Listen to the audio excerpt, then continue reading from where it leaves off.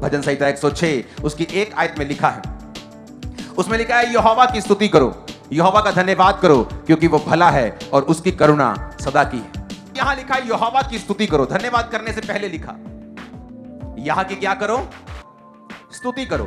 Praise ये the Lord. Praise का इब्रानी भाषा में अगर हम देखें तो इसका मतलब है हवलाल, HAWLAL। इसका मतलब यह है बोस्ट करना। स्तुति करने का मतलब क्या है, बोस्ट मतलब कि घमंड करना। अब ध्यान से मेरी बातों को समझना। प्रेज का मतलब, स्तुति का मतलब अगर हम असली भाषा में पढ़ते हैं इब्रानी भाषा में, तो उसका मतलब है घमंड करना। देखा, to be clamorously foolish, to shine, hence to make a show, to boast. Clamorously foolish, to rave. Clamorous का मतलब है, अगर आप उसे गूगल पे सर्च करेंगे तो लिखा है making a loud and confused noise. एक ऊंची आवाज निकालना। और इसी का शब्द है, अगर आप दूसरा शब्द पढ़ेंगे इसके साथ, ये दोनों शब्द एक जैसे हैं, वॉसिफरस। अपनी भावनाओं या विचारों को जोरदार या गंभीर ढंग से व्यक्त करना। यानी जब किसी ने ये वर्ड लिखा, जब इब्रानी भाषा में बाइबल लिखी गई कि यहोवा की स्तुति करो, तो स्तुति का मतलब था कि अपनी भावनाओं को जोरदार तरीकों से और गंभीर तरीकों से व्यक्त करना। Making a loud and confused noise. इसे आप इस तरह से भी बोल सकते, जब कोई प्रोटेस्ट करता है, जब कोई धरना करता है, तो बोलते हैं हमारी मांगे। जनता क्या बोलती है, बोलो हमारी मांगे। हाँ, आई ना फील वो वाली। तो इसे वो भी कहते हैं, एक आवाज में, ऊंची आवाज में, गंभीर आवाज में, या एक अपनी भावनाओं को जोरदार तरीकों से व्यक्त करना, इसे बोलते हैं स्तुति करना। आप बोलते हैं ना, मैं यूथ बोलते हैं मैं रेव पार्टी में जा रहा हूं। इसमें रेव वर्ड भी है। इस वर्ड को देखेंगे, इस हवलाल वर्ड को अगर आप इसको आगे पढ़ेंगे, to foolish, to rave. Rave, youth बोलते हैं मैं रेव पार्टी में जा रहा हूं। रेव पार्टी क्या होती है, उसके वर्ड को हम पढ़ेंगे अपनी स्क्रीन के ऊपर। रेव पार्टी का मतलब है कि ऐसी डांस पार्टी जहां पर फास्ट पेस हो, कि जहां पर बहुत तेज तेज लोग थिरकते हो, लोग तेज तेज डांस करते हो, उसे रेव पार्टी बोलते हैं। क्या रेव एक अच्छा वर्ड है? अगर बाइबल में से भजन संहिता 106 स्तुति के लिए इब्रानी भाषा के मतलब के लिए यूज किया गया, तो उसमें लिखा है, इसका अगला वर्ड पढ़ेंगे, is rave a positive word? क्या ये अच्छा वर्ड है? रेव का मतलब है to praise something very much. कहता है किसी की प्रेज बहुत ज्यादा कर देना। घमंड किसको बोलते हैं?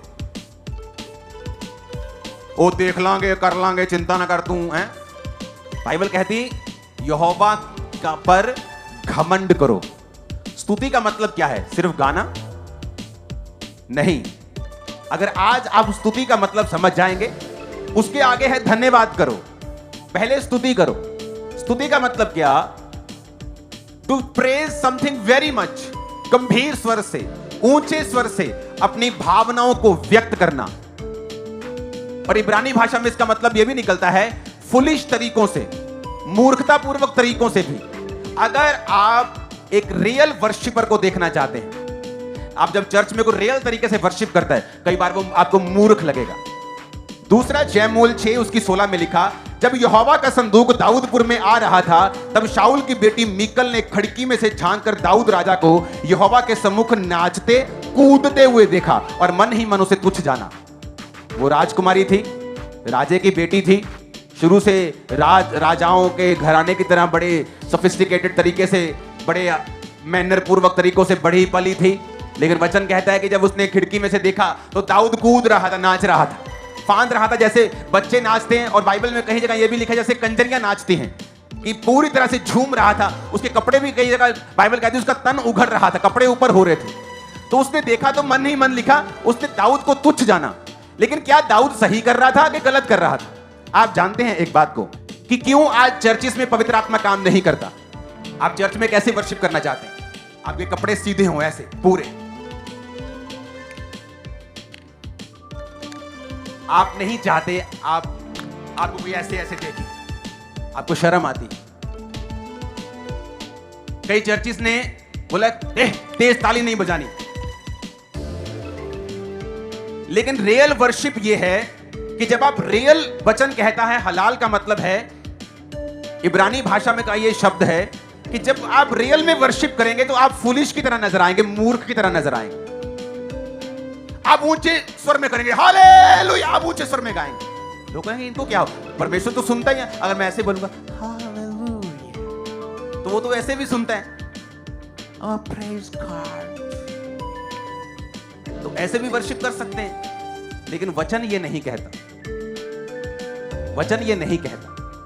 वचन कहता है, फिर से उस वर्ड को अपनी आंखों के सामने रखेंगे, कहता है जब यहां की हवलाल करो, यहां की स्तुति करो, इसका मतलब कहता है यहां पर बोस्ट करो। जब नाचते हम, मेरा यीशु सब कुछ कर सकता, सब कुछ कर सकता है, बोस्ट करना, घमंड करना, अपने आप पे नहीं, जीसस के ऊपर। फुलिश बनना। वो कहती तू पागल लग रहा था, तू पागल लग रहा था, तू नाच रहा था ना, तू पागल लग रहा था। ऐसे कोई राजा नाचता है? तेरे को अकल नहीं है? लेकिन अगर आप हिस्ट्री में देखें, इतिहास देखें इजराइल का, तो दाऊद आपको ऐसा राजा मिलेगा जिसको उसकी तमाम उम्र किसी के बाप में, किसी की मां में हिम्मत नहीं थी उसको कुर्सी पर से हटा सके। किसी में हिम्मत नहीं। कोई मिस्री, कोई रोमी, कोई आ जाए, कोई जो भी था उसके जमाने में, जो भी उसका एडवर्सरी था, फलिस्ती हो कोई हो, आप पढ़ लेना क्या था। किसी में हिम्मत नहीं थी दाऊद को कुर्सी से उठा सके, क्योंकि वो ऊंचा उसे किसने किया था? यहोवा ने। क्यों? क्योंकि वो यहोवा के सामने जब स्तुति करता था तो बच्चों की तरह ऊंची आवाज में। रेव का मतलब है to praise something very much, कि जब हम रेव पार्ट में जाते हैं वो इलेक्ट्रॉनिक गिटार के साथ ड्रंग ड्रंग ड्रंग पूरा झूम लेते हैं। अगर यूथ अपनी पार्टी में संसारिक चीजों के साथ ऐसा कर सकता है तो चर्च में क्या बीमारी है कि आप नहीं कर सकते? जब शुरू में खामरा कलीसिया ने इस तरह की वर्शिप की तो हमारा विरोध हुआ। ये कैसी वर्शिप है, ये कैसा नाचना है, ये तो शैतानी है। लेकिन उनको मतलब समझ नहीं है कि बाइबल में एक्चुअल डीप मतलब रियल बाइबल टीचिंग क्या है। जब आप रियल बाइबल में जाते हैं, डीप जाते हैं, आपको वर्शिप का मतलब समझ आता है। कहता है यहां की स्तुति करो, हलाल, to shine, hence to make a show, to boast करना, ग्लैमरसली फुलिश, कि ऊंची आवाज में ऐसा व्यक्त करना, गंभीर भाषा में ऊंची आवाज में, कि मूर्खता ही, ऐसा लगता है कि तुम मूर्ख हो, कि ये कैसे वर्शिप कर रहा है, ये तो लड़का है, ये तो बंदा है, ये क्या कर रहा है, ये गर्दन हिल रही है, हाथ हिल रहे हैं, ये डांस कर रहा है, ये क्या कर रहा है? मूर्ख है। वो रियल वर्शिपर है, तुम मूर्ख हो। वो रियल वर्शिपर है, तुम्हें मालूम नहीं। अगर तुम इतने सोफिस्टिकेटेड हो, अगर तुम्हें इतनी इज्जत का ख्याल है और तुम इतनी मैं में घुमे हुए हो कि तुम सिर्फ ताली बजा सकते हो, और तुम्हें इतना कॉन्शियस है कि तुम्हें कोई देख ना ले, लोग क्या कहेंगे, इसका मतलब अभी तक तुम वर्शिपर नहीं हो। और वचन ये कहता है, पौलुस और सिलास ने जब वर्शिप की तो बंधन टूट गए, हाथ पैर में कील ठोके हुए थे, बंधन में थे। लेकिन वचन कहता है उन्होंने वर्शिप की और परमेश्वर ने दूतों को भेजा। पहले दूत आए, बंधन टूटे, फिर वर्शिप की, ऐसा नहीं लिखा। क्योंकि वचन कहता है तेरे विश्वास ने तुझे क्या किया? पहले वर्शिप की, हाथ पैर को कील ठोका हुआ है, दोबारा यीशु का नाम लिया, मार देंगे, गाड़ दो इनको। बाइबल कहती कपड़े फटे हुए, कील गड़े हुए, दूसरे कैदी देख रहे हैं क्या हो रहा है, और वचन कहता है वो वर्शिप करना शुरू करते हैं। परमेश्वर दूतों को भेजता है, भूकंप आता है, नींवें हिलती हैं, आजाद होते हैं। हालेलुया। जब आज से बोला जाता है कि यहोवा की वर्शिप करो, चलो आओ स्तुति करें, चलो आओ गीत गाएं, यहोवा के लिए वर्शिप करें, तो उसका मतलब आपको समझ होना चाहिए ऊंचे स्वर में, ग्लैमरसली फुलिश। ग्लैमरस का मतलब making a loud and confused note, expressing और करेक्टराइज्ड बाय प्रोटेस्ट और डिमांड्स, जो मैंने आपको अभी समझाया। वॉसिफरस का मतलब अपनी भावनाओं और विचारों को जोरदार तरीके से प्रकट करना या गंभीर तरीके से प्रकट करना। अगर आप इतने शर्मीले हैं, इतने ज्यादा आपको लगता है कि आपकी पोजीशन राजाओं से भी ऊपर हो गई है कि आपको वर्शिप करते हुए शर्म आती है। आप सोचते हैं तो लेडीज का काम है ताली बजाना, मैं आनंद लूंगा वर्शिप का आंखें बंद करके। लेकिन वचन ये नहीं कहता। वचन कहता है यहां की स्तुति करो, पोस्ट करो, जोरदार तरीके से अपनी भावनाओं को प्रकट करो। To praise something very much, rave, जोरदार तरीके से इंस्ट्रूमेंट्स के साथ लगातार फास्ट पेस में परमेश्वर की वर्शिप करो। और बाइबल कहती दाऊद जब ऐसा कर रहा था तो उसकी पत्नी को वो तुच्छ लग रहा था, छोटा लग रहा था, और इसलिए दाऊद को कोई हरा नहीं पाया, दाऊद को कोई नीचा नहीं कर पाया, दाऊद को कोई अपनी कुर्सी से हटा नहीं पाया। जब आप वर्शिप करते हैं भूल जाओ आपके आसपास कौन है, क्योंकि वर्शिप करने का मतलब सिर्फ गले से गाना नहीं, बल्कि अपना पूरा ब्लड, अपनी हड्डियां, अपनी स्पिरिट, अपना मन, अपनी एक एक सोच को परमेश्वर की वर्शिप में लगाना है, बोस्ट करना है, घमंड करना है, जोरदार तरीके से बोलना है, फास्ट पेस्ड में, कई बार गंभीर स्वर में, कई बार very much, praise something very much, कि बहुत ज्यादा उसका धन्यवाद करना है। फुलिश तरीके से लगे, कई बार वो लगेगा कि तुम एक मूर्खतापूर्वक तरीके से लोग तुम्हें समझ सकते हैं, लेकिन वही रियल वर्शिप है। अब मान लो मैं एक पब्लिक प्लेस पे हूं, अब मैं वहां पे ऐसा करूंगा तो पागल ही कहलाऊंगा। मान लो एक चौराहे में बैठा हूं, कहीं मान लो मैं कंपनी बाग बैठा हूं तो वहां लोग बैठे, वहां मैं ऐसा नहीं करूंगा। वहां मैं वर्शिप कर सकता हूं, तेरा प्यार है कितना महान, वर्शिप कर सकता हूं, मैं अपने मन में वर्शिप कर सकता हूं। आप मेरी बात समझ रहे कि नहीं? आप बस में जा रहे हैं, आप रेलगाड़ी में जा रहे हैं, वहां आप डांस करेंगे तो लोग आपको समझेंगे नहीं। वहां आप दिल में वर्शिप कर सकते हैं, मुंह से वर्शिप कर सकते हैं, अपने मन को परमेश्वर तक कनेक्ट कर सकते हैं। जब आप प्रभु के घर में हैं फिर आप खुल के वर्शिप कर सकते हैं। आप अपने घर में हैं आप खुल के वर्शिप कर सकते हैं। आप अपने प्रेयर रूम में हैं आप खुल के वर्शिप, जब आप वर्शिप करेंगे कुछ होगा जो आपको चाहिए, वो बंधन टूटेंगे जो आपको टूटते हुए दिखने हुए चाहिए। मैं आपको बता रहा हूं वर्शिप में पावर है।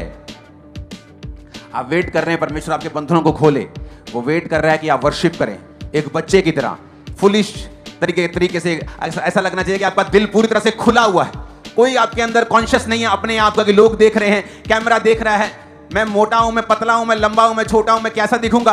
डोंट वरी, आप बेस्ट हैं जो भी है। मैं सच कह रहा हूं, आप बेस्ट हैं। खुदा ने आपको बनाया, शैतान ने नहीं बनाया। हालेलुया। कितने मेरी बात को समझ रहे हैं? तो ये चीजें आपके दिमाग में होनी चाहिए कि वर्शिप का मतलब क्या है। वर्शिप का मतलब जब वर्शिप शुरू हो तो बच्चों की तरह नाचो, चिल्लाओ, प्रेज समथिंग वेरी मच, हद कर दो। एक घमंड लगना चाहिए कि ये परमेश्वर पे घमंड करते हैं। उसे इस तरह की वर्शिप पसंद है, इसलिए उसने कहा मेरा पिता उनको ढूंढता है जो आत्मा, रूह और सच्चाई से उसकी वर्शिप करते हैं। जीसस क्राइस्ट जिस दिन उसने पकड़वाया जाना था, अगर आप ध्यान से वचन पढ़ेंगे, उसने वर्शिप की उस दिन। वर्शिप आपके बंधनों को खोलती है, लेकिन वो वर्शिप कैसी होनी चाहिए? आपके दिल में होना चाहिए, दिमाग में ये होना चाहिए। हालेलुया। तो कुछ चीजें हैं जो आपके दिमाग में हमेशा होनी चाहिए कि अगर वर्शिप का समय आता है आपके घर में, आपकी लाइफ में, चर्च में, तो वो वर्शिप का मतलब क्या है। अगर आप हेजिटेट होते हैं डांस करने में, हालेलुया बोलने में, अपने आप को खोलने में, तो ये शैतान का बंधन है। ये आप सोच लो कि आपके छुटकारे में एक रुकावट है, पूरी तरह से मसले को उतारने में एक रुकावट है। कितने मेरी बात को समझ रहे हैं? ऊंची आवाज में हालेलुया बोलो। यहोवा की क्या करनी है? अब मतलब आ गया कि स्तुति कैसे करनी है। उसमें लिखा है सेलिब्रेट करना,